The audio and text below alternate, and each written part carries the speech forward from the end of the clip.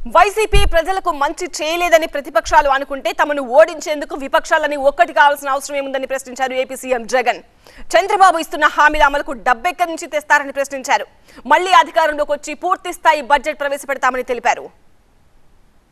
ఎందుకు నేను మాటిమాటికి నేను విశాఖపట్నం అని ఎందుకు చెప్తాను అని అంటే ఎందుకు అంతగా దాని గురించి ప్రస్తావిస్తానంటే దానికి కారణం ఏంటి అధ్యక్ష, ప్రతి రాష్ట్రానికి ఒక ఎకనామిక్ పవర్ హౌస్ ఉండాలి. ఒక ఎకనామిక్ పవర్ హౌస్ అనేది రాష్ట్రానికి లేకపోతే ఒక హైదరాబాదో ఒక బెంగళూరు ఒక చెన్నైయో ఇటువంటి నగరాలు ఏ రాష్ట్రానికైనా లేకపోతే రాష్ట్రానికి సంబంధించిన ఆదాయాలు ఎప్పటికీ పెరగవు. కనీసం ప్రత్యేక హోదా అన్న అంశమన్నా కనీసం చట్టంలో అన్న కనీసం రాసిందంటే కనీసం చట్టంలో అన్న కనీసం పెట్టుంటే రాష్ట్రాన్ని విడగొట్టేటప్పుడు కనీసం మనం కోర్టుకు పోయినా కానీ కనీసం తెచ్చుకునే అవకాశం ఉండేది. రాష్ట్రాన్ని అడ్డగోలుగా విడగొట్టడమే కాకుండా దాన్ని ప్రత్యేక హోదాను కనీసం చట్టంలో కూడా చేర్చలేదు. దీని దెబ్బకు మన మీద ఆధారపడి ఉండే కేంద్ర ప్రభుత్వం కేంద్రంలో వస్తే తప్పనిచ్చి మన కర్మ కొద్దీ మనకు ప్రత్యేక హోదా అనేది ఒక ఎండమావిగా తయారై కనిపిస్తూ ఉంది అధ్యక్ష. అధికార పార్టీని ఎదుర్కోవడానికి ప్రతిపక్షాలన్నీ ఏకం కావాల్సిన అవసరం ఏముంది అధ్యక్ష?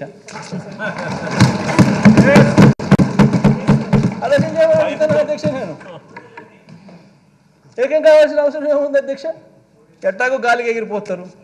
జాతీయ పార్టీలతో కూడా అధ్యక్ష అవగాహన కుదుర్చుకొని కుట్రలతో పరువు దక్కించుకోవాల్సిన పరిస్థితిలో ఈరోజు మన ప్రతిపక్షం ఉందంటే దాని అర్థం ఏమిటి అధ్యక్ష? చంద్రబాబు మొదటిసారి సీఎం అయ్యి ఎన్నేళ్ళు అయింది అధ్యక్ష? దాదాపు 30 సంవత్సరాలు అధ్యక్ష. మరి ఇన్నేళ్ల తర్వాత కూడా అధ్యక్ష, ఇన్ని సంవత్సరాల తర్వాత కూడా 3 సార్లు సీఎం అయిన తర్వాత కూడా అధ్యక్ష, 3 సార్లు సీఎం అయిన తర్వాత కూడా అధ్యక్ష ఇంకా ఇప్పటికి కూడా ఇంకా ఇది చేశా కాబట్టి నాకు ఓటేయండి అని ఆయన నోట్లో నుంచి రావడం లేదు అధ్యక్ష. ఇప్పుడు కూడా ఏమంటున్నాడు అధ్యక్ష, నాకు మరోసారి ఛాన్స్ ఇస్తే నేను అది చేస్తా ఇది చేస్తా అని చెప్తున్నాడు అధ్యక్ష. చంద్రబాబు అధ్యక్ష, మీ సామాజిక వర్గాలకు చేసిన మేలు ఏమన్నా ఉందా అని కూడా ప్రతి సామాజిక వర్గంలో కూడా చర్చ జరగాలి అధ్యక్ష. ఎందుకంటే ప్రతి సామాజిక వర్గాన్ని మోసం చేశాడు. అసలు ఆయన మేనిఫెస్టో వచ్చింది అని అంటే అధ్యక్ష ఇంతలా బుక్ వస్తుంది.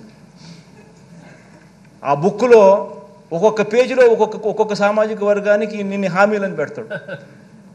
ఎన్నికలు అయిపోయిన తర్వాత ఆ మేనిఫెస్టో ఎక్కడికి పోతుందంటే చెత్తబుట్టలోకి వెళ్ళిపోతుంది.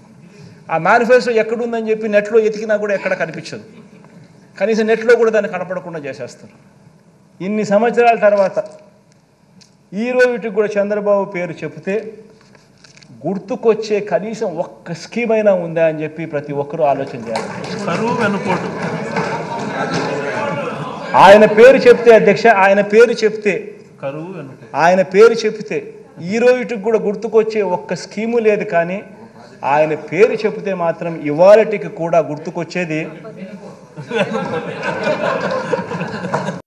మనం 70,000 కోట్లకు చాలా అంటే చాలా లాగుతూ ఉంటే కూడా జరుగుతూ ఉంటే ఈయన 1,26,000 కోట్ల రూపాయల సంవత్సరానికి నేను చేసేస్తాను అని చెప్తా ఉన్నాడు.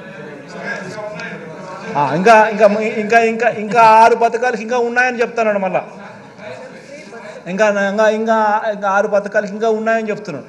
అంటే నేను అడుగుతా ఉన్నాను అధ్యక్ష, అంటే మనం 70,000కే కష్టపడతా ఉంటే 1,26,000 ఇప్పటికే మళ్ళా ఇంకా ఇంకా ఇంకా ఏదో చెప్తానంటున్నాడు. అంటే నేను ఆలోచన చేయమని చెప్తాను. ప్రతి ఇంట్లో ఈ చర్చ జరగాలి. ఈరోజు కూడా చెప్తా ఉన్నాను అధ్యక్ష, వైఎస్ఆర్ కాంగ్రెస్ పార్టీ చేయగలిగిందే చెప్తుంది, చెప్పింది ఏదైనా కూడా ఖచ్చితంగా మాట మీద నిలబడుతుంది అని మాత్రం 100%గా చెప్తాను. మళ్ళీ 3 నెలలకు మళ్ళీ ఇదే చట్టసభలో పూర్తి స్థాయి బడ్జెట్ మళ్ళీ ప్రవేశపెట్టి